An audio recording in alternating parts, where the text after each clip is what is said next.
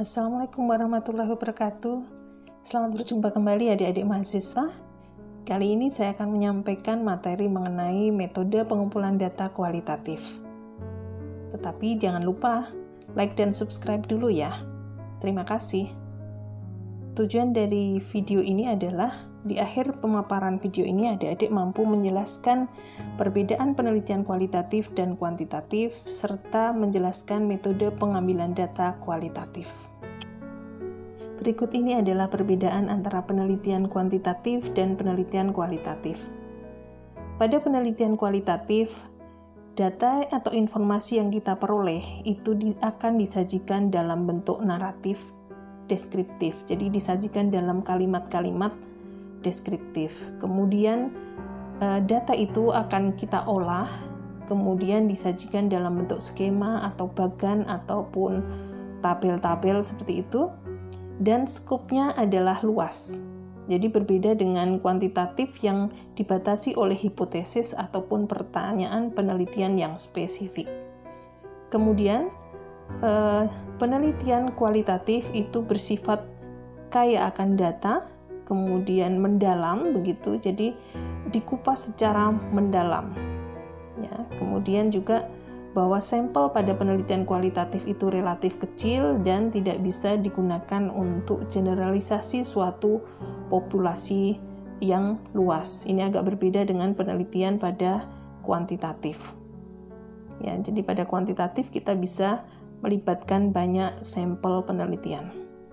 Baik, ada beberapa metode pengumpulan data kualitatif. Yang pertama adalah in-depth interview, kemudian ada focus group discussion, kemudian observasi dan analisis dokumen. Ini adalah 4 metode pengumpulan data yang cukup sering kita gunakan begitu. Tetapi biasanya dalam satu penelitian kita menggunakan lebih dari satu metode ini. Jadi kadang-kadang in-depth kita kombinasikan dengan FGD atau kita kombinasikan dengan observasi atau bisa juga dengan analisis dokumen seperti itu. Jadi untuk analisis dokumen, misalnya kita menganalisis beberapa dokumen pendukung yang memang kita butuhkan untuk memperkaya informasi. Contohnya pada biografi kita bisa melihat potongan-potongan berita, sertifikat, penghargaan, dan sebagainya. Yang perlu kita perhatikan adalah bahwa pengumpulan data kualitatif itu instrumen utamanya adalah manusia. Di sini adalah peneliti itu sendiri. Jadi kualitas dari penelitian kualitatif itu sangat ditentukan oleh bagaimana kompetensi dari peneliti. Selain itu kita membutuhkan instrumen pembantu, misalnya pedoman wawancara, pedoman FGD, pedoman observasi, alat rekam, kamera, dan sebagainya. Nah, instrumen pembantu ini digunakan bertujuan agar pengumpulan data menjadi lebih efektif, efisien, lebih sistematis dan berkualitas. Metode pengumpulan data yang kita pilih itu akan menentukan sumber informasi dan prosedur yang harus kita persiapkan. Contohnya, misalnya kita mau melakukan dokumen analisis, maka kita mengambil sumber berupa laporan, kemudian mungkin berita-berita di surat kabar, beberapa publikasi, dan kita melakukan prosedur misalnya membaca material tersebut, mendokumentasikannya, kemudian mendeskripsikannya secara statistik gitu. Kemudian untuk interview misalnya kita akan mencari sumber informasi berupa partisipan primer ataupun sekunder, kemudian kita persiapkan alat rekam, kemudian pertanyaan semi terstruktur dan sebagainya yang kemudian akan ditranskrip dan disajikan setelah melalui tahap analisis. Demikian, jadi tergantung dari metode yang kita gunakan. Metode pengumpulan data yang pertama itu adalah in-depth interview. Dan sesuai dengan namanya, ini bukan hanya interview atau wawancara biasa, tetapi bagaimana dengan wawancara ini kita bisa menggali informasi sebanyak-banyaknya dari narasumber yang kita wawancarai. Dengan in-depth interview ini, kita bisa menggali informasi dengan lebih rinci dan lebih berkualitas dibandingkan dengan metode penelitian lainnya, Kemudian kita menemukan pengalaman subjektif yang dapat dikembangkan dengan sangat cepat sehingga menjadi wawasan yang berharga. Kita juga bisa menambahkan beberapa pertanyaan di luar pertanyaan yang sudah kita siapkan sebelumnya.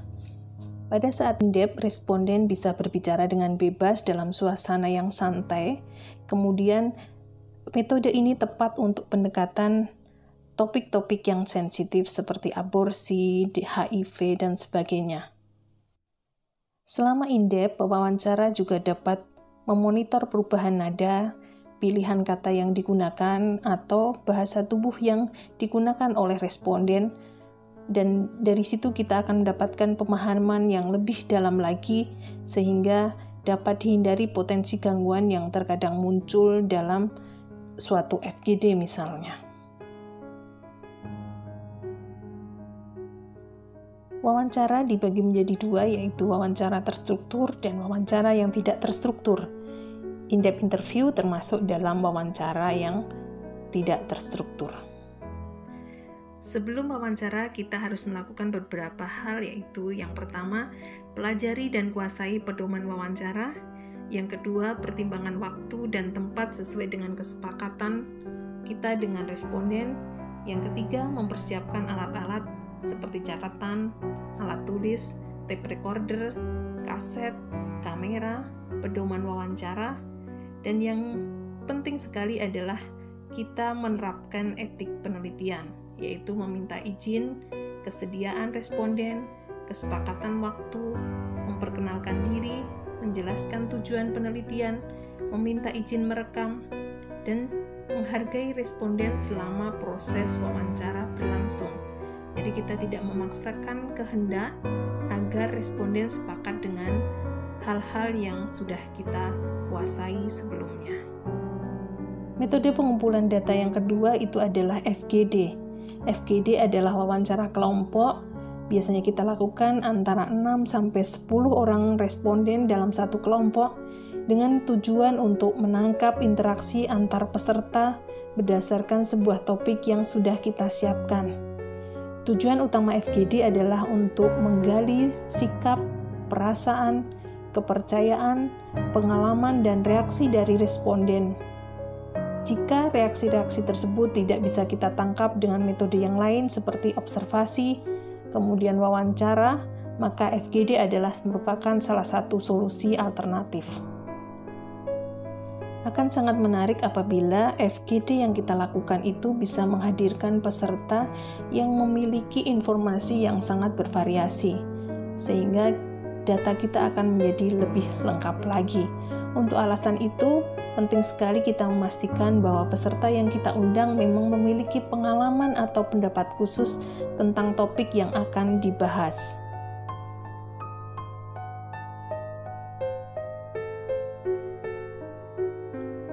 Namun demikian, FGD juga memiliki beberapa keterbatasan. Yang pertama, peneliti kurang memiliki kendali atas data yang dihasilkan. Peneliti memiliki sedikit kontrol atas interaksi sesama peserta agar mereka tetap fokus kepada topik yang kita ajukan. Seringkali peneliti juga mengalami kesulitan untuk bisa merekrut dan mengumpulkan narasumber atau peserta FGD dalam waktu yang sama dan tempat yang sama, karena biasanya para peserta memiliki kesibukan sendiri-sendiri, kemudian mungkin sebagian juga kurang percaya diri untuk bisa mengungkapkan pendapatnya di depan orang lain, sehingga ragu-ragu untuk memutuskan apakah mereka bersedia atau tidak bersedia bergabung di FGD.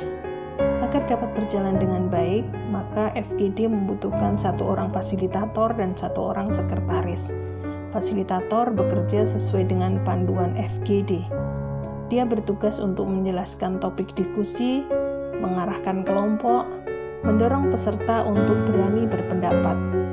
Fasilitator juga diharapkan mampu mengamati peserta dengan baik, mengamati komunikasi nonverbal yang dilakukan, menciptakan hubungan baik dan bersikap netral kepada seluruh peserta. Metode pengumpulan data berikutnya adalah observasi. Nah, observasi ini kita bisa mengkombinasikan dengan metode yang lain, misalnya dengan dengan wawancara tidak terstruktur, kemudian beberapa catatan, rekaman audio maupun video, dan bahan ilustrasi. Observasi memiliki beberapa keterbatasan, misalnya bias pengamat, di mana ketika kita sebagai pengamat datang, maka akan mempengaruhi psikis dari orang yang kita amati. Ada beberapa tahap dalam melakukan observasi. Yang pertama adalah menentukan lapangan atau lokasi, kemudian menentukan bagaimana cara mengaksesnya, memutuskan metode yang akan kita gunakan, kemudian melakukan observasi dan catatan, dan berikutnya adalah melakukan validasi dari data yang sudah kita kumpulkan. Secara umum, observasi dibagi menjadi dua. Yang pertama adalah observasi partisipatorik, dan yang kedua observasi non-partisipatorik. Pada observasi partisipatorik, maka peneliti memposisikan dirinya sebagai anggota atau bagian dari orang yang diobservasi. Sebaliknya, ketika berperan dalam observasi non-partisipatorik, peneliti memposisikan dirinya di luar populasi yang dia amati. Dalam melakukan observasi, kita mungkin akan menemui beberapa masalah, antara lain masalah memperoleh akses, bagaimana kita bisa masuk ke dalam populasi yang akan kita amati, kemudian bagaimana melakukan samplingnya, dan bagaimana memperoleh variasi data yang mencukupi. Ini tergantung dari bagaimana kita melakukan observasi, apakah terstruktur atau tidak terstruktur. Demikian juga masalah etik. Karena tadi saya sampaikan bahwa seringkali terjadi bias, jadi begitu kita informasikan bahwa kita melakukan observasi, maka perilaku orang yang kita amati akan berubah. Karena itulah dilakukan penelitian yang diperpanjang. Baiklah adik-adik, materi mengenai metode pengumpulan data penelitian kualitatif saya rasa sudah cukup. Lain kali kita akan membahas tema-tema yang lain yang semoga bermanfaat bagi kita semua. Terima kasih atas perhatian semuanya. Assalamualaikum warahmatullahi wabarakatuh.